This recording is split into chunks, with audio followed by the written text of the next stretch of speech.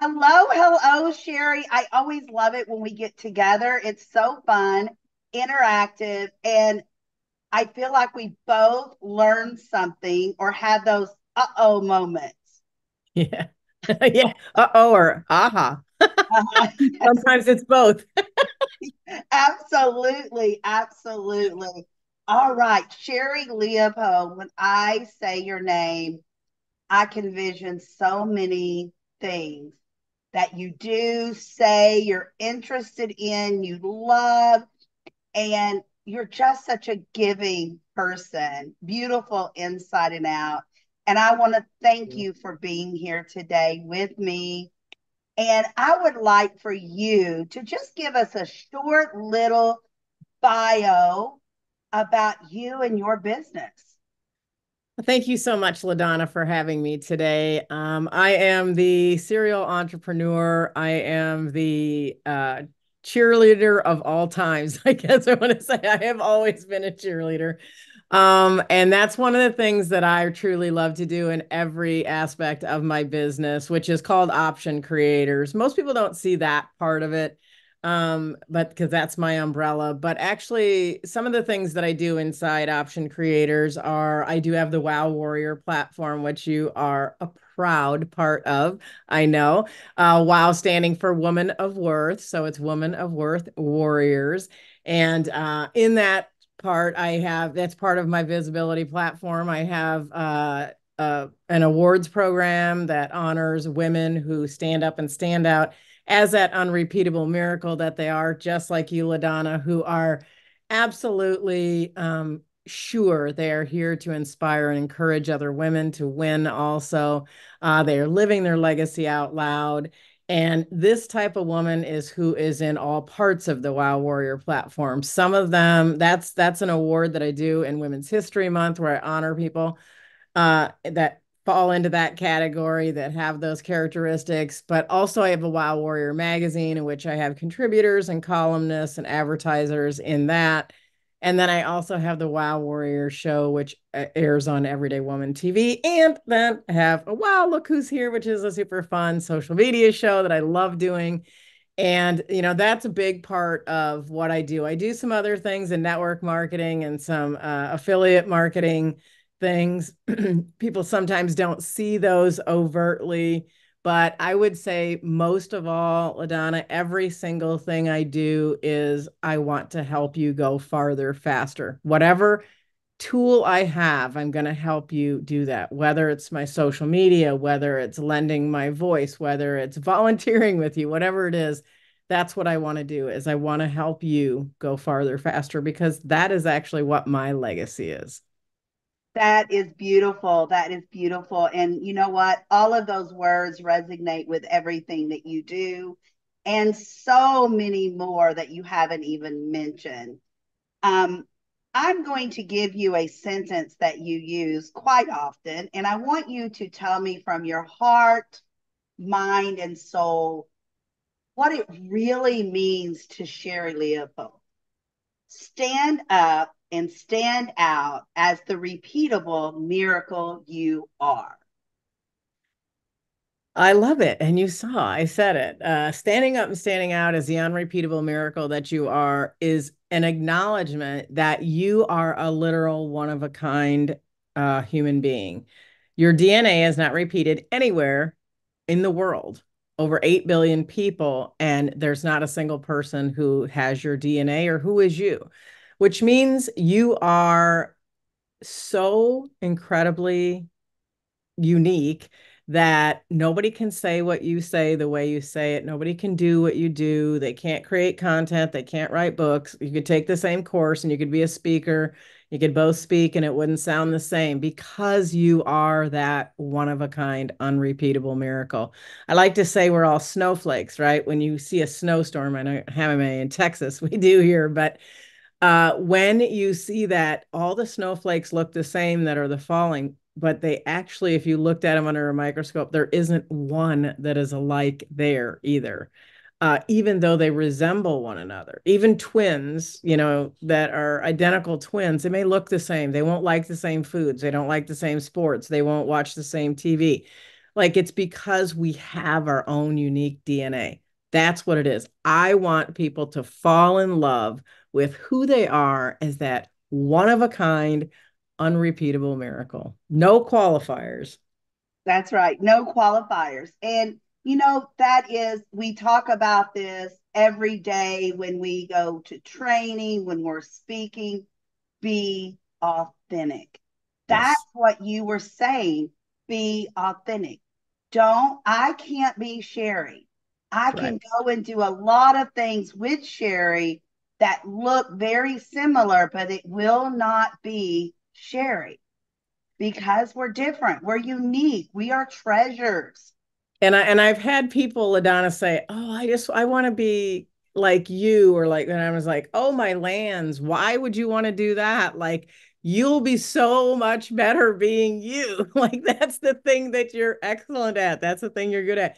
You can look at somebody else and learn by their style or their teachings, but ultimately, you've got to show up as you because you're the gem, you, exactly how you are, your life experiences and everything that has formed you and created who you are is what gives you that authentic voice. And nobody can be you. Embrace that.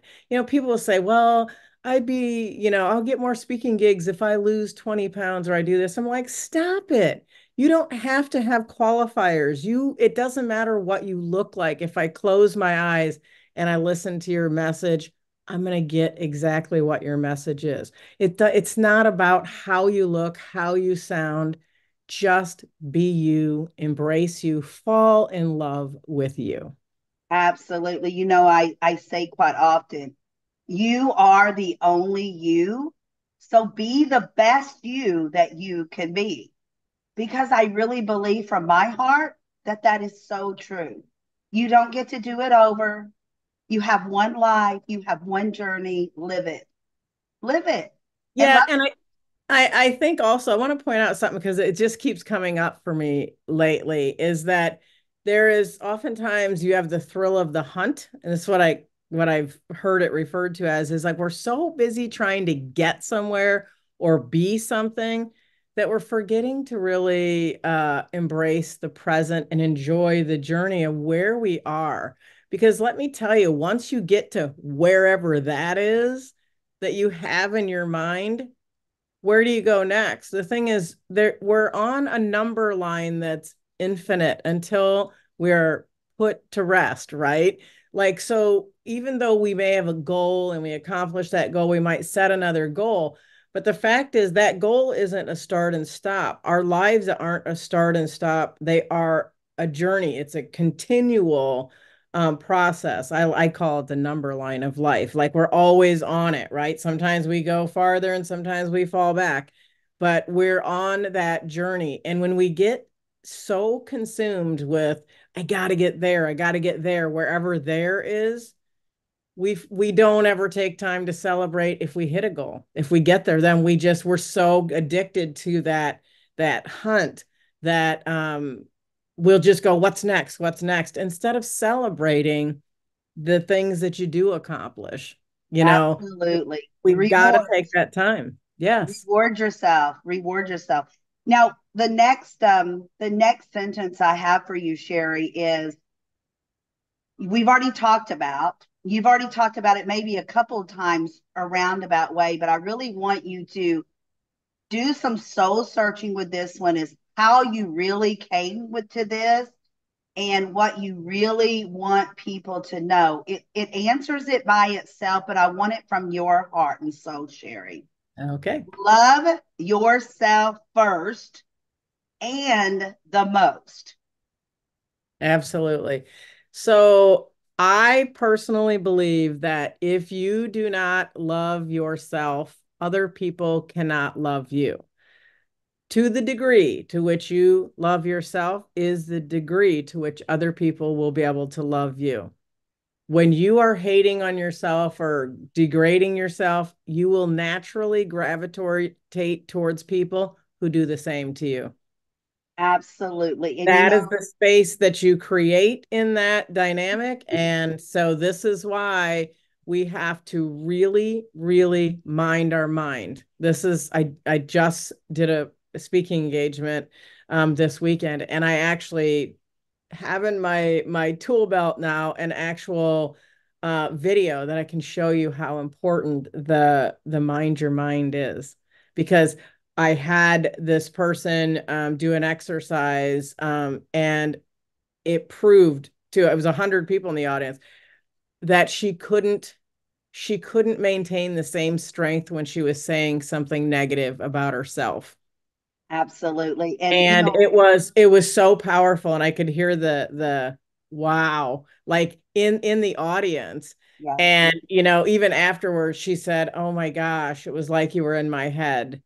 And I said, but that's what I was teaching on when what I spoke was like that our words are so important, that our brain is always listening. So we have to be very conscientious and conscious of those words that we use. So when you're talking about love yourself, like if you're saying, "I'm so stupid," or "I don't know why I do this," or "I always, I have really awful friends, I attract the wrong people," whatever thing you're saying, your brain is like a computer. It's there in execution mode. Go find them. If you say, "I have the worst friends," they're going to go help you find, your brain's going to go radaring out for all the worst people you can find to affirm what you just said, even though you'd say, "But that's not what I want," but it's what you thought.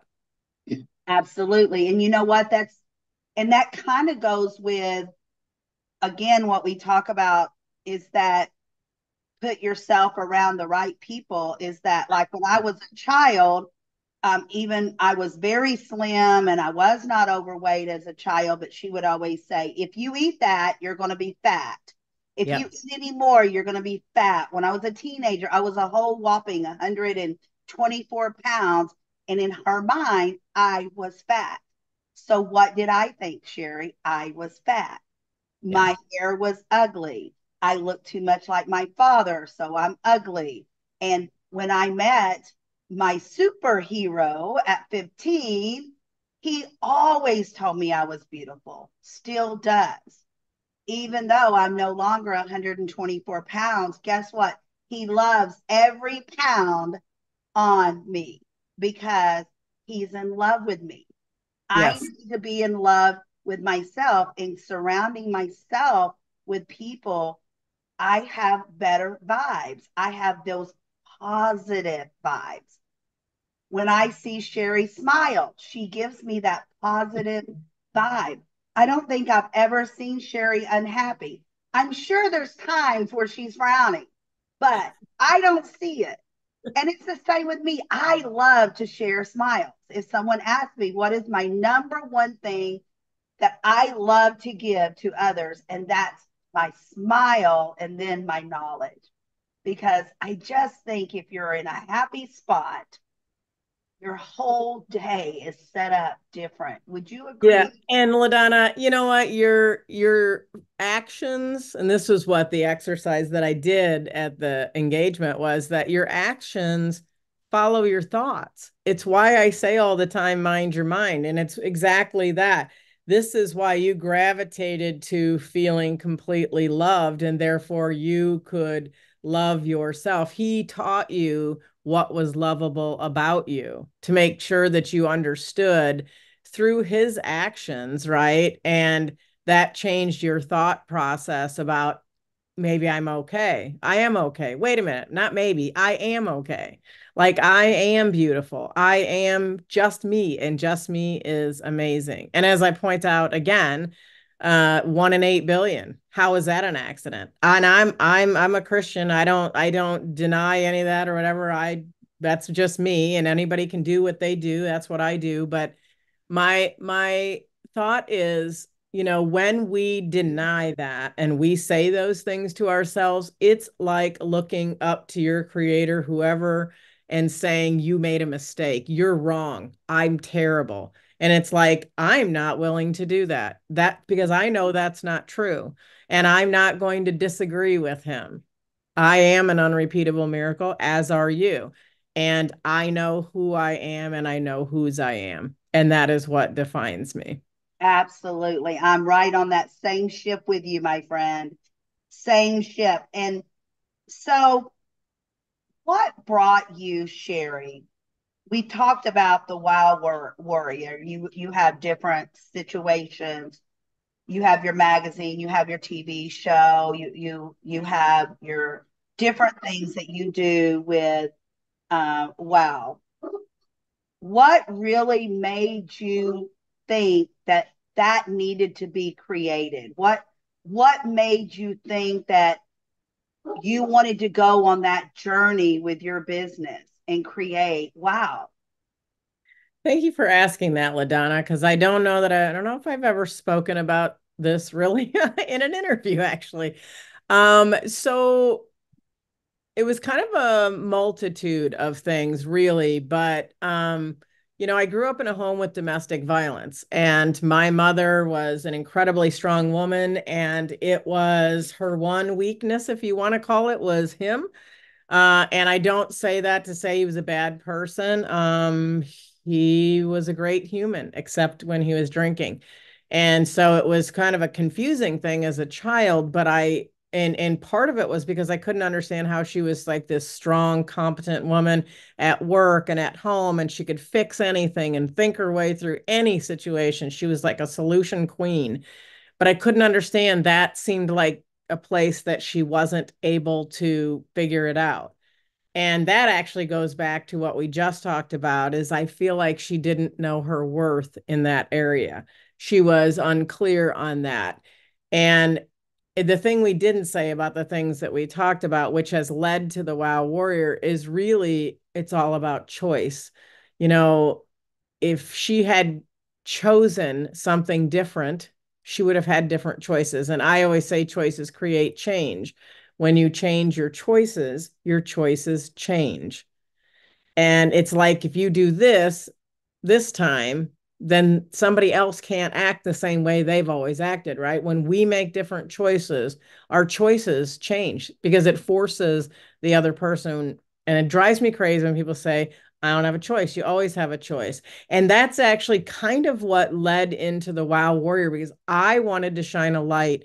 And because I feel like if my mother had had anyone who had taken her aside and said, you are worth more than this, if they had guided her or counseled her or held her, I guess if you will, and helped her stand up and stand out, as that unrepeatable miracle and understand her worth, she probably would have left sooner. She eventually did because she was that strong person, right? But I feel like that is part of why those women who are like yourself, who are that beacon of light and hope for other women, which is what I hope to be myself, that's why I developed that. I wanted to shine a light on them. I wanted women to have these powerful, strong women who were committed to not only succeeding themselves, but I always picture it as they've got one hand as they're climbing up the success ladder, but they've always got one hand back because they will always reach and help you.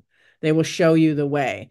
And that's actually where the whole platform really started. I wanted to honor today's history makers, women who were not passed on, that you could follow in real time and get encouraged by their journey to follow your own.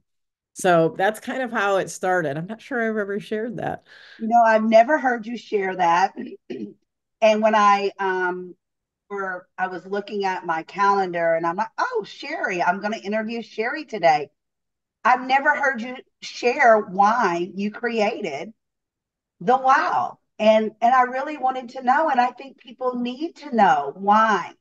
What led you to create something and it has become so powerful in so many lives. And I know that you've changed some choices and changed lives in people. I have two daughters, as you know, Sherri. They're grown women, very, very independent, stand on my own 2 feet women. I'm so glad most days that they are that way. And I give myself a pat on the back that Yes. I helped create that. And then sometimes when I'm trying to talk to them and communicate with them, I don't like that they're so independent, but that's okay because they're their own person. And as women, as everyone, men and women, it doesn't matter who you are, what color your skin are. You need to know who you are, and you need to stand tall for what you are and what you stand for.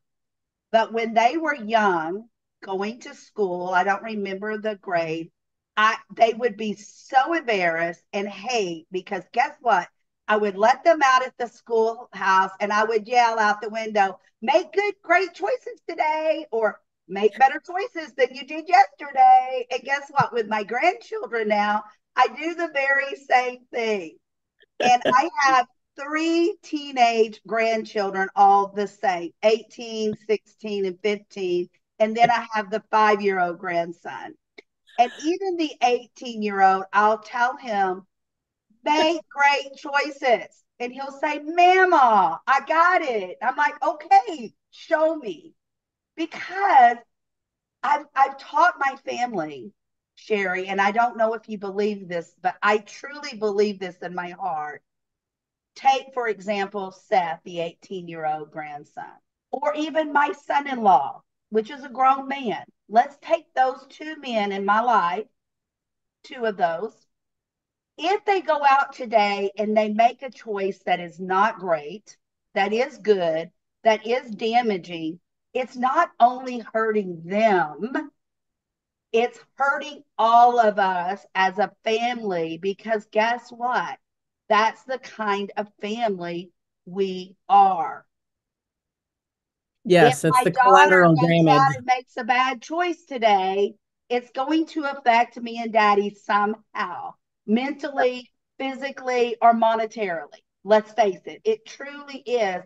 And I think people forget, and we're a little bit too selfish when we go and say, you know what?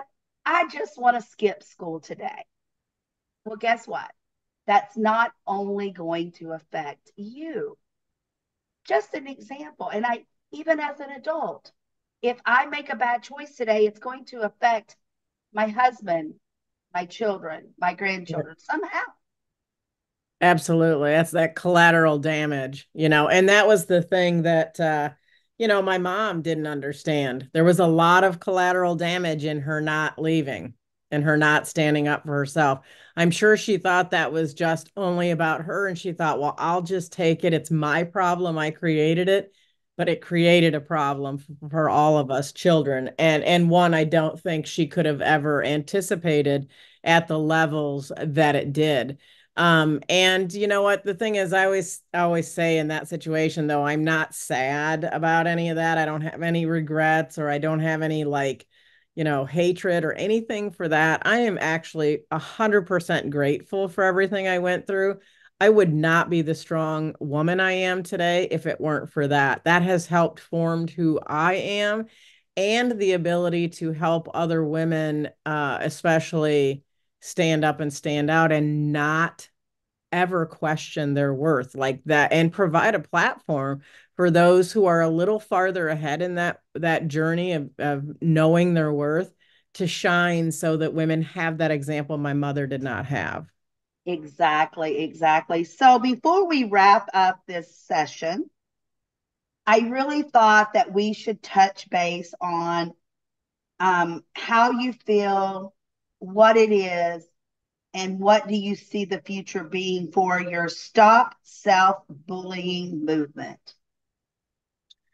Well, that's actually was sort of the pre-step before the Wow Warrior, if you will, because that when I talked about my mom, when I said she didn't know her worth, I know that's what she was doing. And self-bullying is what we say to ourselves. Other people can't see it.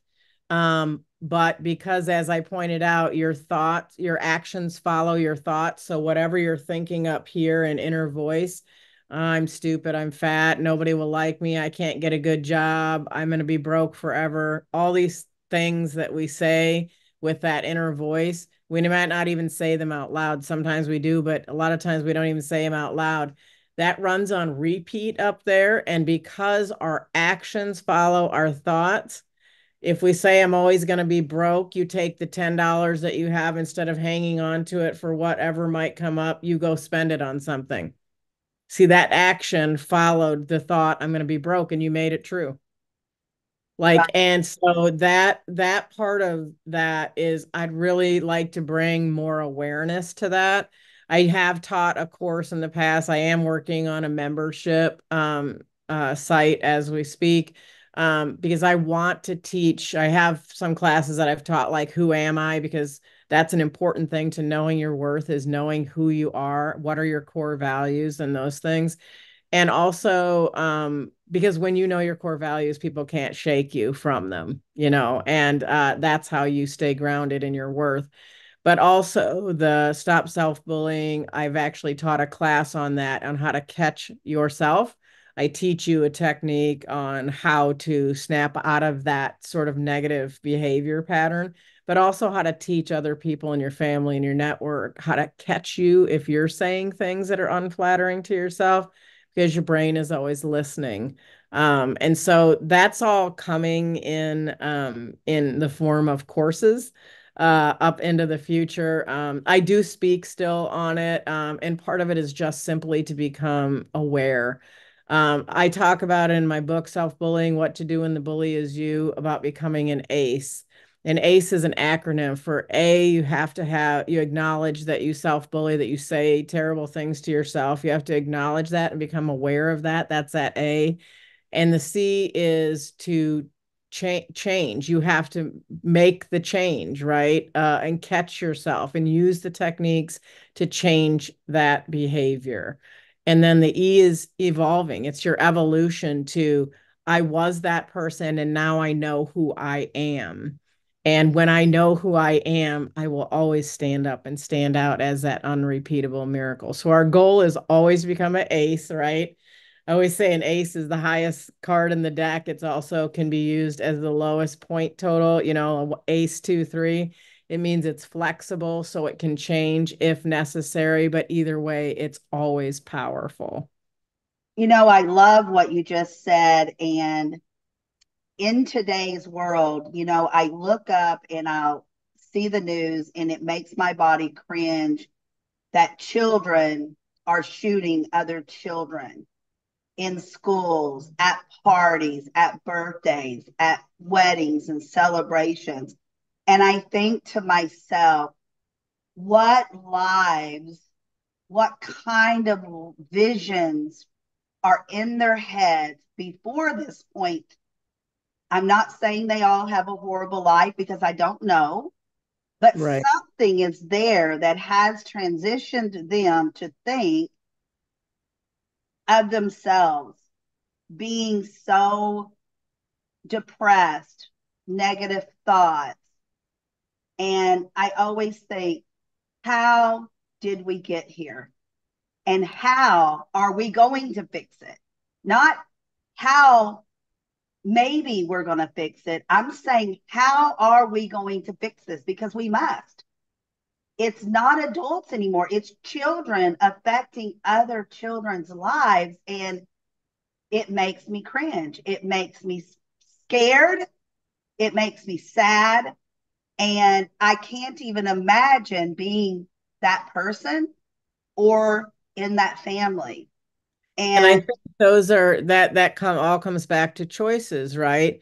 And I think when people are backed into a corner and they feel like they have no choice, that's also an illusion. It's also something I like to pop the balloon and just let all the air out of that lie. Is that we always have a choice, LaDonna. People will say, "Oh, I don't have any choice." It's a pet peeve of mine. I'm like, it's a lie. It's a lie you're telling yourself. You have a choice. And even if you have five choices and they're all poopy and you don't think any of them are good, one of them is going to be a little bit less poopy. And the reality is, if you just make a choice, you can make another one a split second later. You're going to have infinity choices. It's never true that you don't have a choice. I had to do this because no, you didn't have to do anything. You choose to do something. And when you choose to do something, you actually at least retain your power. And there's two things I teach about. You can either react or you can respond. And when you stay within your choices, making choices, you get to react. You can think it through and go, okay, well, these are my choices. This is what I choose.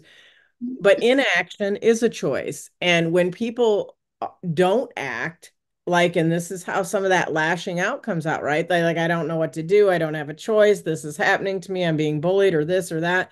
And they withdraw and they don't do anything. Now they only have the option to respond.